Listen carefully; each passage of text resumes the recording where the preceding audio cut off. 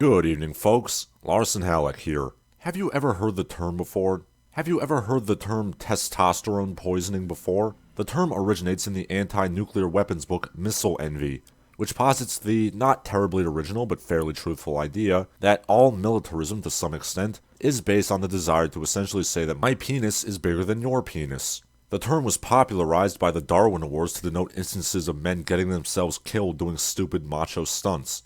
I am using the term in the way that the website TV Tropes uses it, to denote depictions of cartoonish, overblown, silly masculinity, always used for comedic or satirical purposes. Do you still not know what I'm talking about? Well, let me show you a few examples. He's hungry for danger, he can take the heat.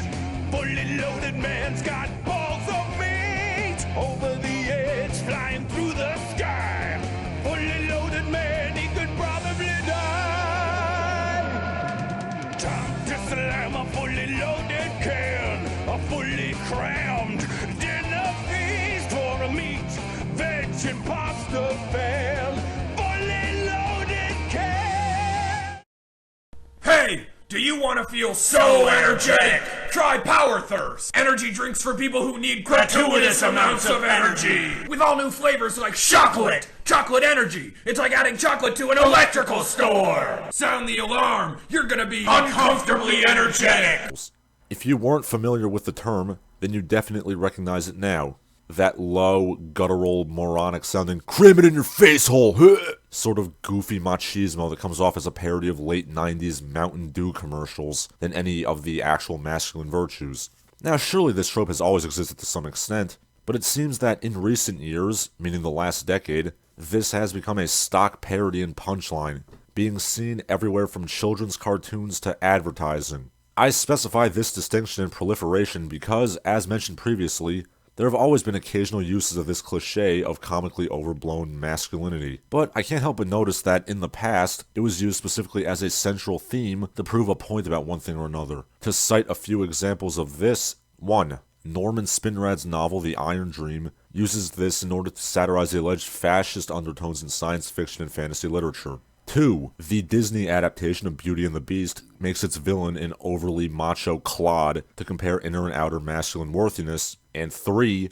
Paul Verhoeven's satirical adaptation of Starship Troopers works broadly similar to The Iron Dream in that the film uses overblown masculinity and Hollywood cliché to criticize the source material of the movie, i.e. the novel Starship Troopers, as being allegedly fascist. In all those cases, hyper-masculinity is a theme used to satirize or make some sort of point. But during the time period when all of those works were being made, you would never see random cartoons and commercials doing episodes or characters depicting lol masculinity just for the sake of being funny. So once again I ask, why the sudden proliferation? Do we live in an age where the average man is a belligerent, swaggering Chad? Please.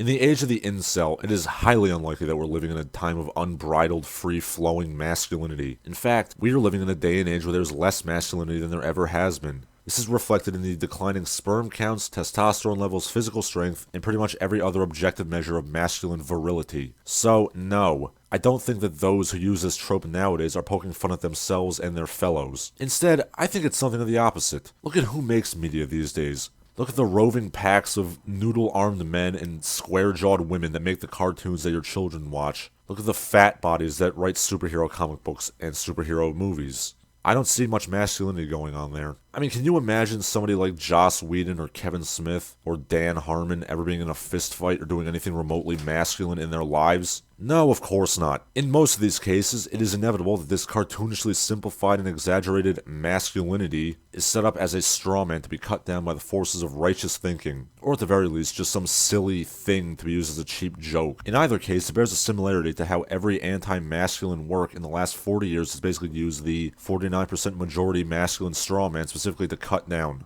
Whatever the reason, masculinity is stereotyped and caricatured rather than accurately portrayed. My theory is that the reason that masculinity is increasingly seen and portrayed as caricatured foolishness is because men are less manly today, and the people who make media have no experience with actually being masculine or experience with anybody masculine except for possibly their overbearing father figures who they nurse deep resentment for. Thus, they can't conceive of it being subtle, nuanced, or realistic. Hence, masculinity is some fantastical bit of nonsense, just as unrealistic as a superhero or a mythical creature. Examples of this are rife in cartoons. Look at the way Ren and Stimpy creator and recently found to be child molester John Cristoforetti portrays masculinity. It's always loud, belligerent, bumbling clodishness without anything worthwhile. Look at how the aforementioned Dan Harmon, who is, surprise, also a sex fiend, portrays it in Rick and Morty. Both men are effete, and like many effete men, they have completely loathsome sexual proclivities, and perhaps fittingly, both portray masculinity very negatively. Ultimately, it all boils down to the same old "fuck you, dad" mentality that anything worthwhile, anything traditional has to be cut down. And of course, the people who want to cut masculinity down are those who have failed at having it in their lives. And since those people see masculinity as some vestigial thing that couldn't possibly benefit anybody, it is thus a target of mockery. So, what is to be done? I would recommend two things. The first thing that could be done is to get men who are both smart and masculine into the arts. Remember that action movies used to be made by guys like Sam Peckinpah and John Milius, men who actually had sex with women and fired guns and done shit in their lives. And the second thing is to vote with your eyes and your wallet. If you see some media product that makes a mockery out of virtue, don't consume it. It's as simple as that. I'm Larson Halleck, and that was an opinion piece. And now a word from our sponsors. Hello, are you a fan of Larson Halleck and the Barbaric Gentleman? Of course you are, otherwise you wouldn't be watching.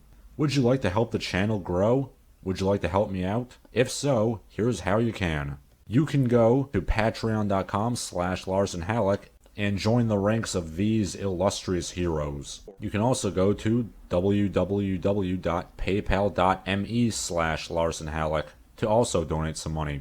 You can also buy my book. The Patreon, the PayPal, and the link to my book are all found in the video description.